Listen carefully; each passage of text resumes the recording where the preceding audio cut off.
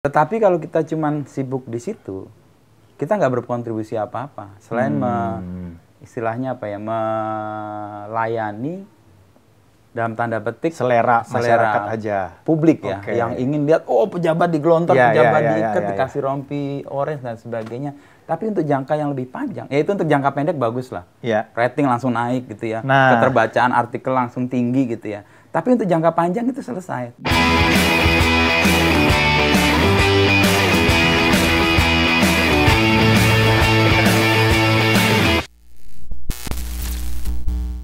One, two, three, open your mind, smart people.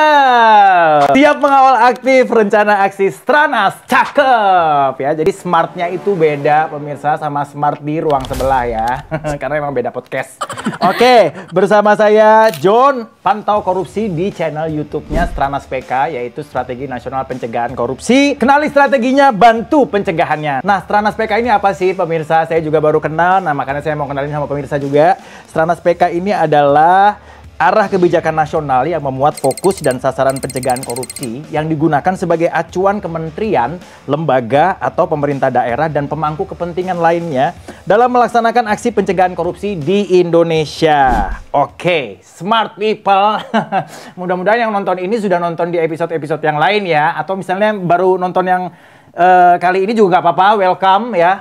Mudah-mudahan tidak mengecewakan karena kali ini kita kedatangan tamu yang sangat spesial ya. Karena pencegahan korupsi itu kan nggak ngomongin tentang pejabat-pejabat aja pemirsa, tapi kita juga ngomongin tentang media massa ya, yang juga harusnya menjadi penggerak, pengawas, dan juga yang akan memberitakan tentang segala sesuatunya berkaitan dengan korupsi ini. Nah, kali ini tamunya spesial banget. Sebentar, ini banyak banget loh CV-nya ini. Sebentar ya, saya bacain dulu ya. Seorang wartawan senior yang sudah lama nggak usah, ini sudah orang sudah tahu. Oke, bentar. Yang paling gongnya adalah akademisi dan dosen. Dan saat beliau menjadi pemret, medianya paling banyak memberitakan pencegahan korupsi.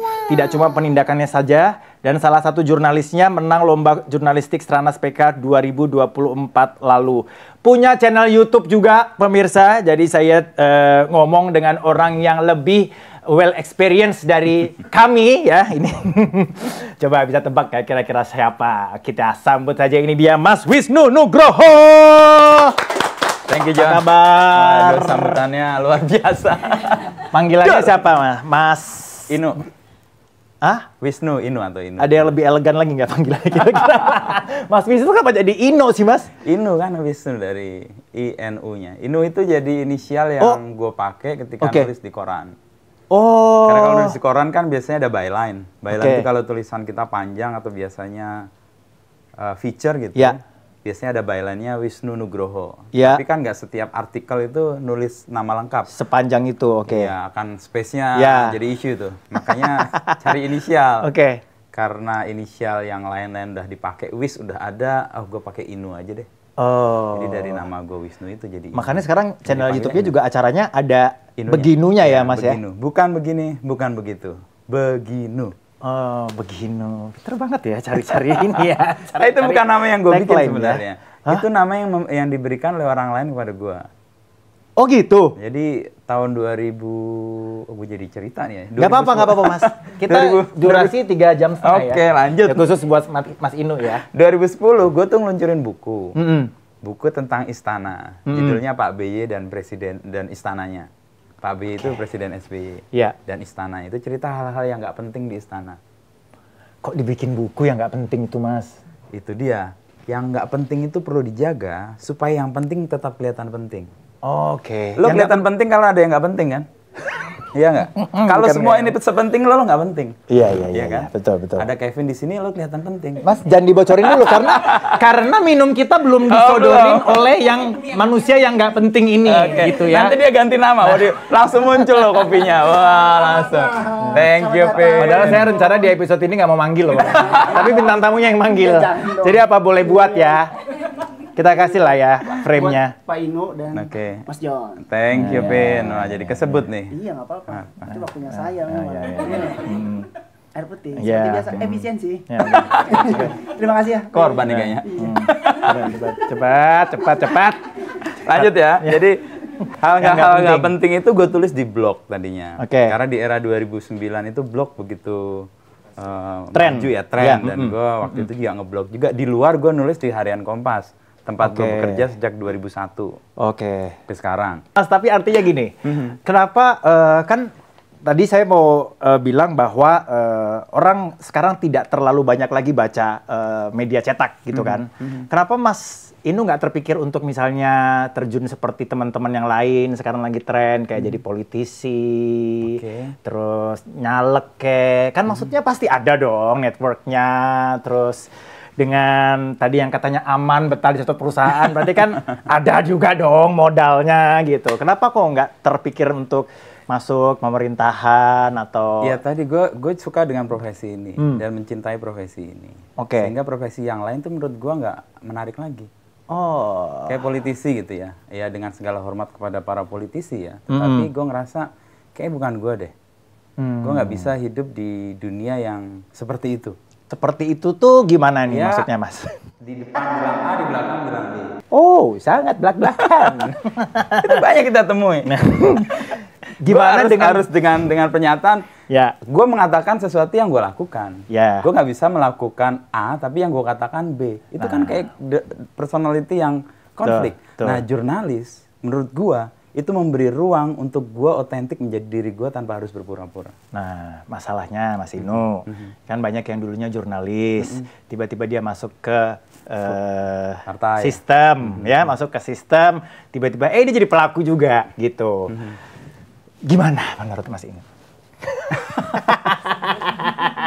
Nggak sebut merek, tapi ya coba diingat-ingat aja siapa yang duluan jurnalis. Mungkin faktor ya kadang-kadang kan kita nggak bisa kontrol semua yang ada di diri kita ya. Betul. Ada faktor luar. Ya gue nggak bisa menyalahkan bahwa faktor luar lo bisa narik diri kok. Tapi kadang-kadang kan dalam situasi yang sistemnya memungkinkan itu terjadi dan ketika integritas lo kendor atau lo nggak punya karakter pribadi yang kuat, digoda sedikit aja langsung lemes tuh. Jadi kalau orang yang punya karakter, punya integritas, mau godaannya kayak badai kayak apa dia akan teguh bertahan. Mungkin secara karakter memang dia belum kuat. Bukan karena dia jurnalisnya, tapi secara personality atau integritas dan karakter dia sebagai pribadi ya kendor aja. Dia profesi apapun backgroundnya, mau masuk politisi ya pasti punya potensi untuk kejeblos atau ikut menceblos. Apa itu jadi salah satu alasan Mas Inu sama sekali tidak mau terlibat dalam sistem gitu, kayak jadi politisi, supaya jadi takut karena tadinya misalnya mengkritisi orang yang korupsi, tiba-tiba nanti ujung-ujungnya jadi justru jadi koruptornya gitu misalnya. Mungkin partai politik juga nggak ngelihat juga saya punya potensi untuk masuk ke dunia itu. Masa? Mana ada yang mau tertarik kan kita nggak tahu. Buktinya ya ada yang goda, ini masuk ini dong ini. Tapi yang ngerasa enggak, ini profesi yang saya cintai dan saya mau lebih berperan di sini untuk tujuan yang saya saat ini masih punya gitu. Kayak ketika jadi pemret itu kan juga berpikir soal bagaimana media ini kompas.com menjadi tempat di mana semua hal-hal baik yang dilakukan oleh banyak pihak itu bisa disampaikan kepada publik, termasuk KPK. Makanya kita juga amazed juga nggak nyangka bahwa kami dinilai sebagai media yang punya kontribusi paling banyak untuk pencegahan korupsi. Itu by nature aja, kita nggak niatin, nulis ini supaya dapat penghargaan itu. No. Ya natural aja bahwa itu penting. Pencegahan jauh lebih baik disampaikan dibanding sekedar cuman penindakan-penindakan. Tuh Ben loh ada media yang bisa menyimpulkan seperti itu Mas. Karena menurut saya sih, karena saya juga kebetulan pernah ada di media, maksudnya yang lebih menarik itu adalah pasti yang ada dramanya gitu kan ya Mas ya. Yang maksudnya yang ada nilai jualnya gitu. Itu nilai jual adalah dramanya itu. Itu betul, nggak keliru, betul. Kalau pencegahan itu kan maksudnya kayak nggak ada konfliknya kan. Pasti kan. Kalau penindakan kan pasti kayak, orang kan ada kayak adrenalinnya naik. Iya, gitu ada jeng-jeng shotnya gitu loh Mas, kayak kami juga nggak menutup bahwa itu kami beritakan. Iya.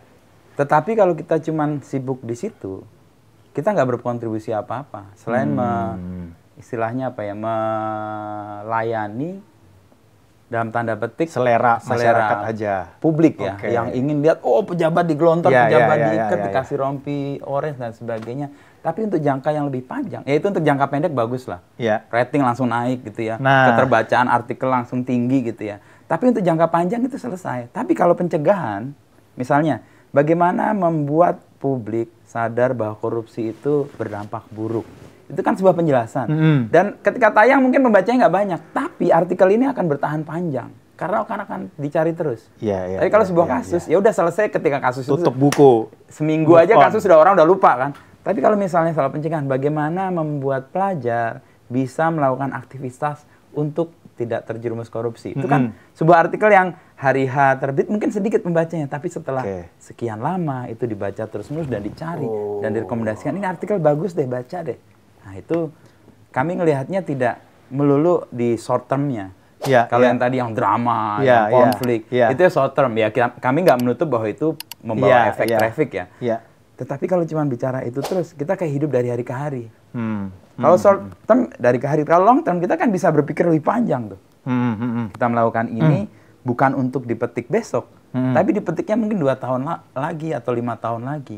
Dan itu yang butuh kesabaran.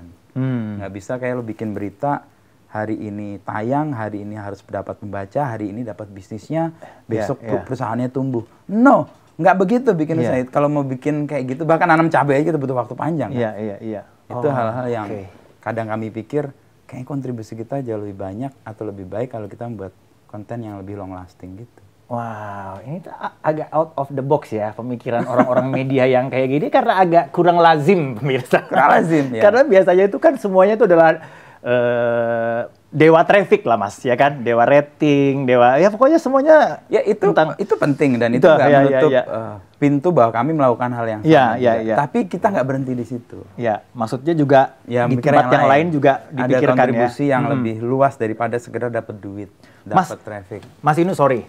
Jadi sebetulnya media massa ini dalam usaha untuk pencegahan korupsi di negara kita ini sebetulnya harusnya mengambil peran seperti apa, Mas? Selain memberitakan hanya penindakan-penindakan lagi rame, yang ini pejabat A, pejabat B, akhirnya masuk jeruji gitu, terus di LP-nya disorot dan lain sebagainya, bongkar-bongkar LP dan sebagainya gitu.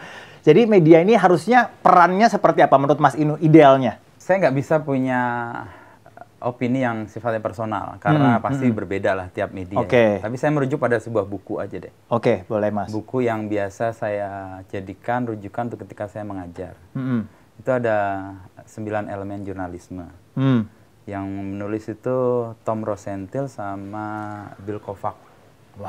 Itu buku yang menjelaskan, itu kayak kitab sucinya. Namanya aja baru dengar pemirsa. 9 elemen jurnalisme. Anak jurnalistik pasti tahu. Yang pertama jadi kewajiban dari jurnalisme adalah pada kebenaran.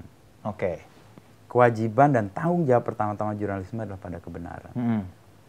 Kebenaran itu dicari dengan metodologi yang sangat tertib.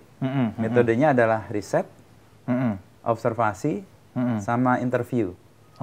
Riset itu ya kita dapat background. Misalnya kalau liputan, KPK akan rilis tentang penangkapan politisi A yang OTT gitu. Wartawan yang mau berangkat itu dia harus riset dulu siapa si politisi ini, partainya apa, kasusnya siapa aja anggota partai yang pernah jadi. Itu jadi background dia untuk liputan. Yang kedua observasi. Observasi itu datang ke lapangan. Lihat dengan mata, kepala, dengan seluruh indera, telinga. Makanya cerita wartawan itu menjadi kuat ketika dia ada di lapangan. Observasi itu bisa 3. Dengan diam-diam, itu untuk investigasi. Observasi yang tidak langsung, dan observasi langsung. Umumnya wartawan itu melakukan dengan observasi tidak langsung. Kayak nonton pertandingan bola itu tidak langsung. Kalau observasi langsung kita jadi pemainnya, tendang tuh bolanya, tendang wasit. Wasitnya nggak boleh tendang ya, bolanya. Itu kedua observasi. Yang ketiga itu lihat interview. Jadi riset udah bagus. Observasi indera kita pakai semua udah tapi tetap perlu pakai interview. Interview untuk apa? Untuk klarifikasi, konfirmasi, dan verifikasi. Nah, proses itu yang membuat wartawan, kalau tadi pertanyaan gimana harusnya, saya nggak bisa bilang harusnya secara spesifik di perspektif saya. Wartawan kalau mau melakukan sesuatu atau mengerjakan proyek atau membuat liputan, please ingat 9 elemen itu. Yang pertama adalah kewajiban pada kebenaran. Nah, apapun misalnya liputan pencegahan kah, liputan penindakannya kah, yang harus dikejar oleh wartawan adalah kebenaran itu. Dalam upaya mencari kebenaran itu banyak sekali nilai berita yang muncul. Misalnya untuk pencegahan ada sebuah pelatihan gitu atau pendidikan terhadap anak-anak sekolah. Misalnya ada satu sekolah yang let's say misalnya di situ ada kantin gitu, kantin yang nggak ada penjaganya. Nah itu kan dari sejak dini melatih orang untuk berlaku jujur. Jujur itu kan sesuatu yang kayaknya menjadi titik lemah di mana korupsi itu terjadi. Karena kejujuran nggak dilatihkan sejak awal. Misalnya kita ngelihat, oh ini ada proses di suatu sekolah dengan cara kantin tanpa diawasi ini, orang berlatih dan berlaku jujur. Meskipun nggak diawasi, dia ambil bakwan 3 gitu ya. Dia ngakunya 5, malah lebih banyak kan? Dia ngasih, atau bahkan ya sesuai aja. Bahkan nggak ada kembaliannya, dia dikasih. Nah itu, kalau kita itu butuhnya observasi tuh. Jadi kadang-kadang teman-teman nggak merasa ngelihat pencegahan itu menarik karena dia nggak observasi. Nggak ngelihat apa yang menarik di balik sebuah informasi itu. Dan kalau konteks observasi itu dilakukan dengan baik, dia akan menemukan nilai-nilai berita itu. Nah, dan bagaimana wartawan harus liputan? Ya sekali lagi tadi berpijak pada prinsip tadi soal kewajiban pertama adalah kebenaran, dan kebenaran itu dipijakkan pada nilai-nilai berita yang biasanya dikejar oleh wartawan. Wartawan tuh nggak usah disuruh-suruh, dia akan liputan kalau sebuah informasi itu pada nilai beritanya. Betul. Nilai beritanya apa? Bisa dampaknya kah? Bisa pengaruhnya kah? Bisa penting atau tidak berita itu? Aktual atau tidak? Ada tokoh terkenal atau tidak? Ada proximity atau tidak? Kedekatan dengan dia? Tidak. Ada konflik yang tadi kamu sebut? Adakah di situ kejanggalan, hal-hal yang unik, yang nggak umum? Adakah human interest di situ? Nah, kalau unsur-unsur itu diletakkan juga pada pencegahan, otomatis beritanya akan banyak. Masalahnya, ini juga buat kritik sih buat KPK sebenarnya untuk pencegahan. Mungkin nggak mampu menemukan nilai berita di proses pencegahannya. Sehingga yang dicari adalah yang penindakan. Karena di situ ada konflik, ada drama, ada orang terkenal. Ya otomatis nilai beritanya ke situ. Iya. Lebih interesting sih ya, Mas. Bisa dipahami kan? Artinya, bisa. Saya nggak menutup kemungkinan atau nggak menyalahkan juga teman-teman yang aktif untuk berita-berita penindakan. Karena apa? Nilai beritanya memang tinggi di situ. Dan itu kayak apa ya? Low hanging fruit. Jadi buah yang gampang banget diraih. Kalau pencegahan kan lo harus gali tuh, nyari, harus observasi, harus datang ke lapangan untuk melihat, oh ini ada nilai beritanya, ini ada uniknya nih, ada janggalnya nih, ada orang terkenal di situ.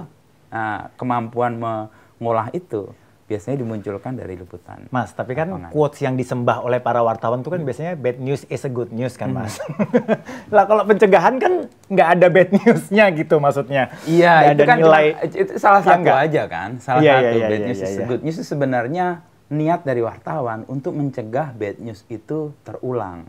Atau orang tahu bahwa manfaat dari keburukan atau hal yang buruk ini membahayakan, makanya diberitakan supaya tidak terjadi lagi. Bukan untuk jadi contoh, kadang-kadang malah kebalikannya. Tapi kenapa kok wartawan mengambil niat untuk memberitakan, oh yang buruk itu jadi berita ya karena dia instingnya untuk melindungi publik sebenarnya.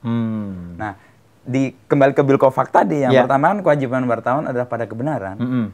Yang berikutnya adalah tanggung jawab dia itu kepada publik. Jadi kepada publik adalah hal-hal yang baik, hal-hal yang sifatnya bisa membantu publik, hal-hal yang sifatnya menginformasi publik, otomatis akan jadi berita juga. Itu yang membuat kita kadang-kadang mengkoneksikan antara satu nilai berita atau kebijakan bahwa kita harus memberitakan kebenaran, tapi kebenaran ini relevan nggak dengan publik? Apakah publik akan bisa menerima atau enggak? Nah itu kan di situ muncullah kemudian kalau tadi bahasa traffic, keterbacaan, relevansi itu sih akhirnya. Kadang-kadang kan wartawan ada yang ideal di satu titik, audiensnya nggak mau masuk ke situ ya pasti nggak flop aja tuh nggak ada yang. Ya betul. Mas, tapi dari kita agak loncat sedikit Mas Inu. Kalau dari kacamata seorang wartawan senior nih, saya addressnya Mas Inu sebagai wartawan. Nggak tua. Senior sih. Gue udah 24 tahun. Nah, kan. Dari kacamata seorang wartawan senior nih, Mas. Emang korupsi di negara kita ini kalau diumpamakan, umpamakan sebagai penyakit gitu. Kalau kemarin itu saya sempat tanya pertanyaan yang sama ketua KPK, salah satu ketua KPK, dan beliau bilangnya ini penyakit jiwa gitu. Kalau menurut Mas Inu, ini penyakit apa sebenarnya di Indonesia ini, korupsi di negara kita ini? Kayaknya bukan penyakit sih ini. Apa, Mas? Ini kebiasaan, habit. Itu lebih ganas nggak dari penyakit? Atau lebih ganas karena menurut saya itu nggak disadari sebagai penyakit. Oke. Kan dianggap biasa aja. Oke. Jadi dianggap lazim ya. Kebiasaan toh. Iya. Kalau penyakit diperangi. Kalau kebiasaan dia nggak ngerasa ini penyakit. Kalau dia ngerasa sebagai korupsi sebagai penyakit, dia berobat, dia memperbaiki diri, dia ke rumah sakit. Dia dilihat sebagai habit. Jadi, wah aku melakukan juga, teman juga melakukan juga, ngapain gua harus ini? Everybody does. Jadi ya udahlah ya gitu. Itu menurutku kenapa kok banyak hal upaya-upaya menyadarkan ini korupsi. Siapa bilang korupsi? Gue nggak merasa ini korupsi kok. Ini kan udah jadi perilaku. Betul juga sih. Saya nggak melihat itu sebagai penyakit, itu perilaku. Nah pentingnya makanya tadi kalau kita ngomong soal pencegahan, tadi saya ambil contoh sekolah tadi ya, misalnya ada kantin nih, kantin kejujuran lah misalnya. Itu kan sebenarnya membiasakan diri untuk berlaku jujur meskipun lo nggak diawasin, meskipun nggak ada tukang yang memaksa lo harus bayar, tapi lo harus taruh di situ. Itu kan ujian integritas tuh. Apa yang dilakukan Stranas PK sejauh ini dalam hal digitalisasi, transparansi, menurut Mas Inu pendapatnya gimana? Atau apa yang bisa kasih input kah? Atau apa yang perlu dievaluasi? Atau kalau dalam konteks wartawan, sekali lagi harus mendudukkan wartawan itu sebagai bagian dari upaya bersama memberantas korupsi. Betul. Itu jadi diposisikan sebagai mitra.